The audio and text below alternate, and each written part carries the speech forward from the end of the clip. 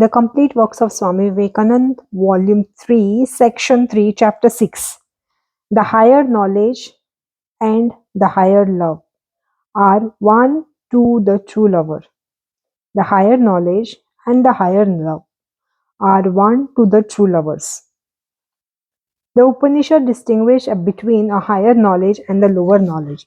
And to the Bhakta, there is really no difference between the higher knowledge and the higher love.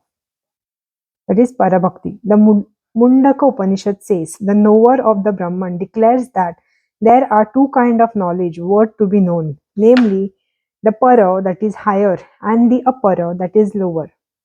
For of these, the lower knowledge consists of Rigveda, the Yajurveda, and the Samveda, the Atharvaveda, the Shiksha, or the science dealing with the pronunciation and assent, the Kalpa, or the sacrificial liturgy, grammar, and nirukti, or the science dealing with the etymology and the meaning of the words, prosody and astronomy, and higher knowledge is that by which the Upanishad, that unchangeable is known.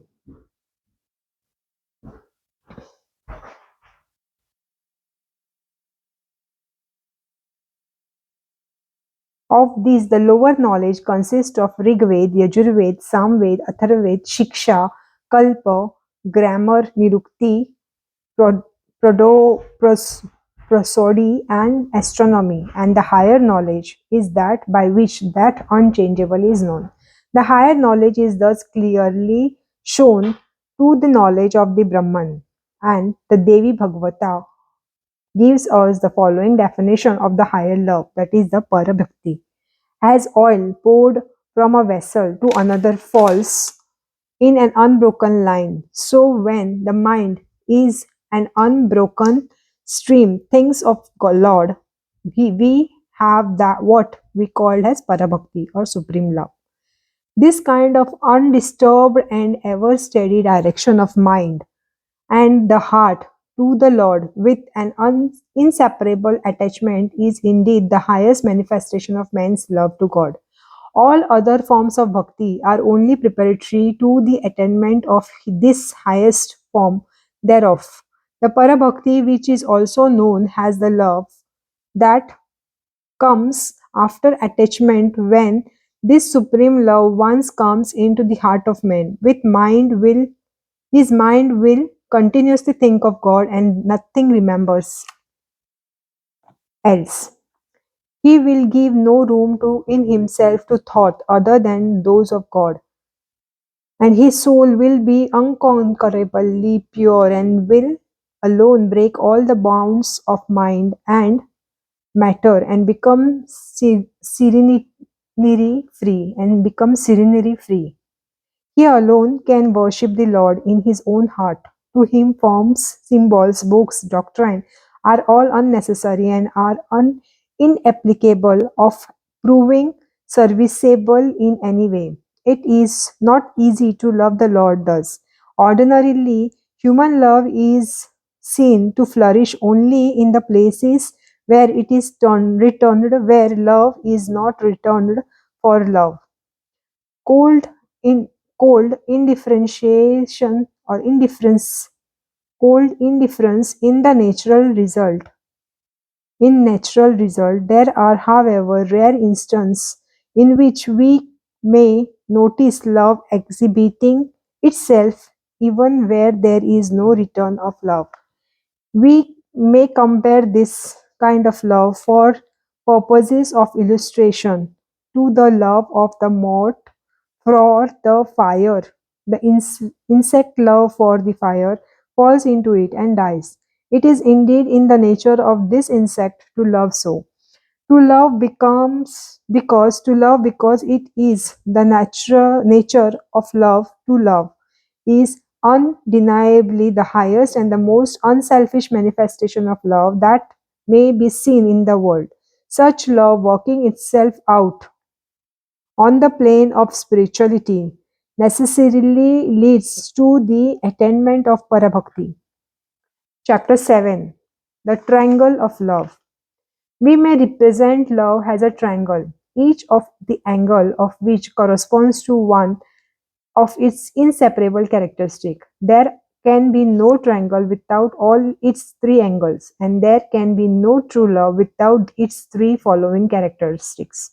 The first angle of our triangle of love is that love knows no bargaining.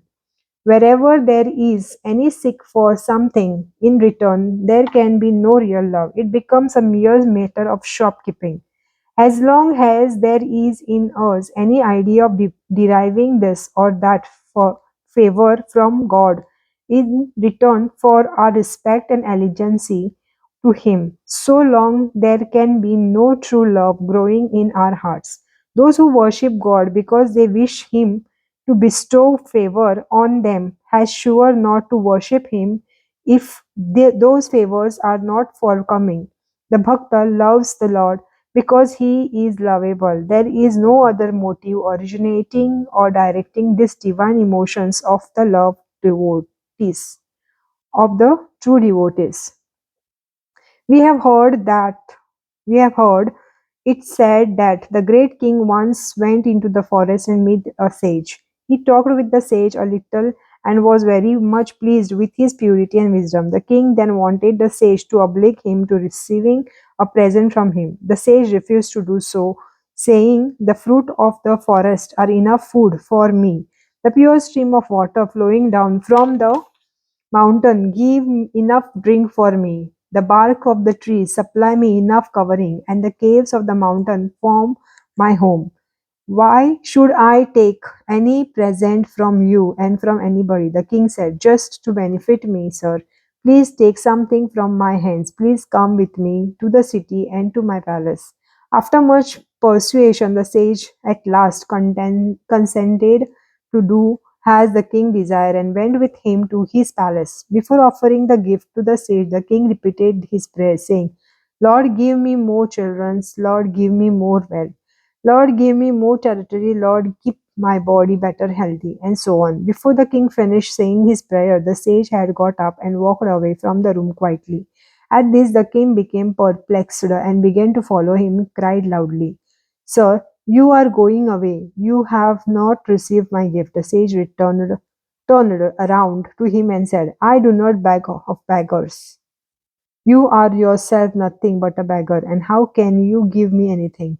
I am no fool to think of taking anything from the beggar like you. Go away and do not follow me."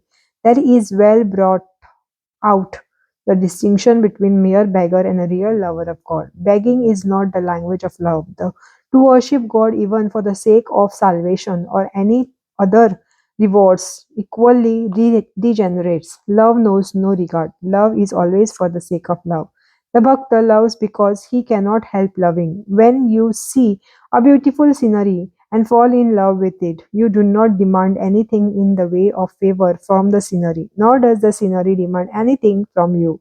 At the vision there of bringing you to the blissful state of the mind is toned down all the frictions in your soul. It makes you calm, almost rises you for the time being and beyond your mortal nature, and places you in the condition of quite divine ecstasy.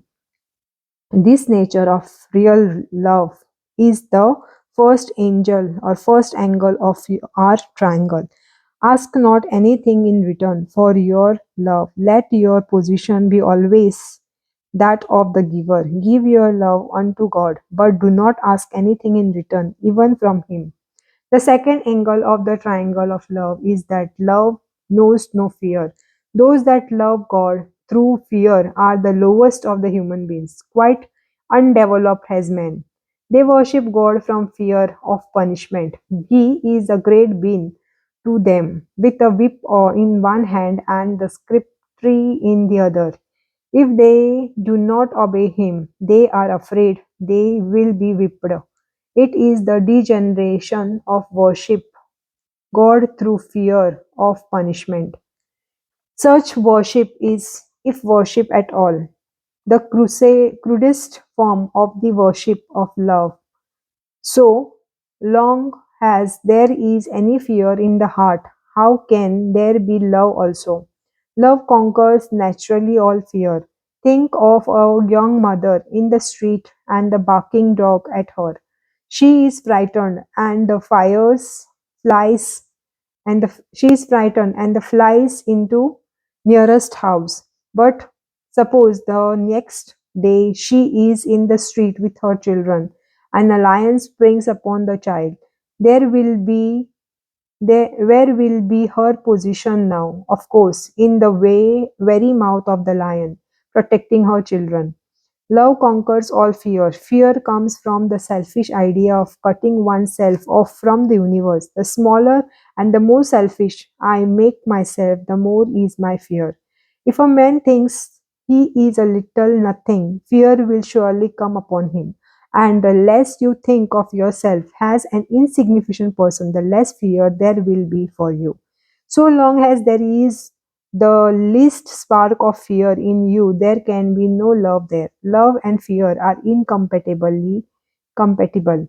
God is never to be feared by those who love him. The commandment do not take those who love him. The commandment do not take the name of the Lord thy God in vain. The true lover of Lord laughs at. How can there be any blasphemy in the religion of love? The more you take the name of Lord, the better you for you.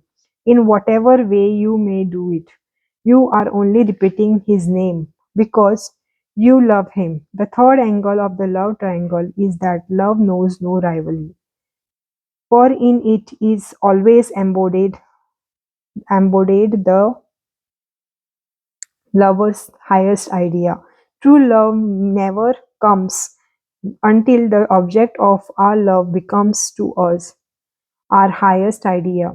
At it may be that in many cases human love is misdirected and misplaced by the person who loves. The thing he loves is always his own highest idea. One may see his idea in the whitest of beings and another in the highest of beings. Neither less in every case. It is ideal alone that can be truly and intensely loved. The highest ideal of every man is called God. Ignorant or wise, saint or sinner, man or woman, educated or uneducated, cultivated or uncultivated. To every human being, the highest idea is God. The synthesis of all the highest ideas of the beauty, of the sublimity, and of the power gives us the completest conception of the loving and lovable God. These ideas exist in some shape or other in every mind naturally. They form a part and a parcel of all our minds. All the active manifestation of human nature are struggles of those ideas to become realized in the practical life.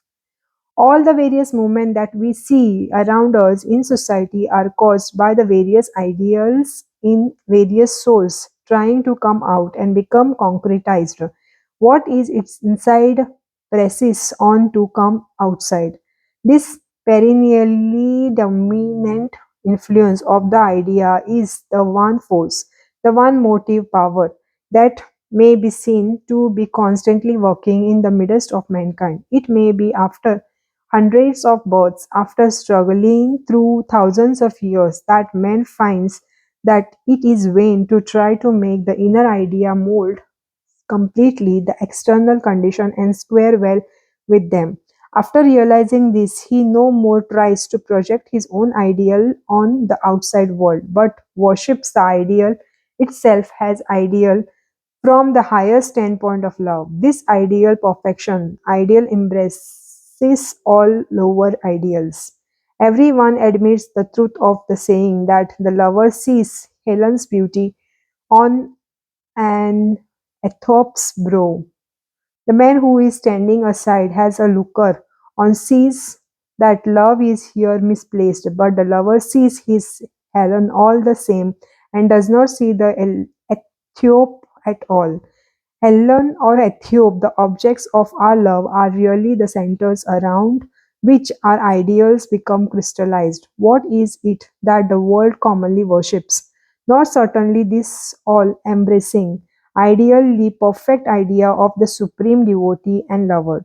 That ideal which man and woman commonly worships is what is in themselves. Every person projects his or her own ideal on the outside world and kneels before it. That is why we find that men who are cruel and bloodthirsty conceive of the bloodthirsty God, because they can only love their own highest ideal. That is why good men have a very high ideal of God, and their ideal is indeed so very different from that of others. Chapter 8. The God of love is his own proof. The God of love is his own proof. What is the ideal of lover who has quite passed beyond the ideal of selfishness or of battering or bargaining, and who knows no fear? Even to the great God, such as man will say, I will give you my all, and I do not want anything from you. Indeed, there is nothing that I can call my own. When a man has acquired this convincing conviction, his ideal becomes one perfect love, one of perfect fearlessness of love. The highest ideal of such a person has no narrowness of particularity about it. It is love universal, love without limits and bonds, love itself absolute love. This grand ideal of the religion of love is worshipped and loved absolutely as such without the aid of any symbols or suggestions. This is the highest form of the Parabhakti, the worship of such and all comprehending ideals has an ideal. All other forms of bhakti are only stages on the way to reach it. All our failures and all our successes in following the religion of love are on the road to realization of that one ideal. Object after object is taken up, and the inner ideal is successfully projected on them all, and all such external objects are found inadequate or as exponents of the ever expanding inner ideals are naturally rejected one after another.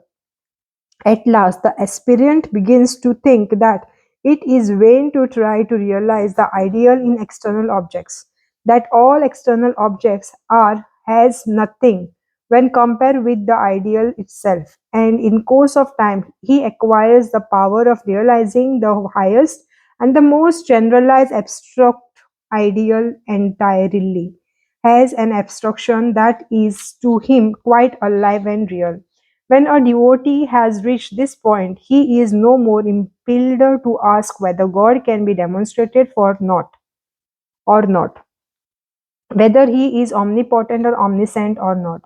To him, he is the only God of love. He is the highest ideal of love, and that is sufficient for all his purpose. He has love in self-evident. It requires no proof to demonstrate the existence of the beloved to the lover. Magistrate, the magistrate gods of other forms of religion may require a good deal of proof to prove them, but the bhakta does not and cannot think of such God at all.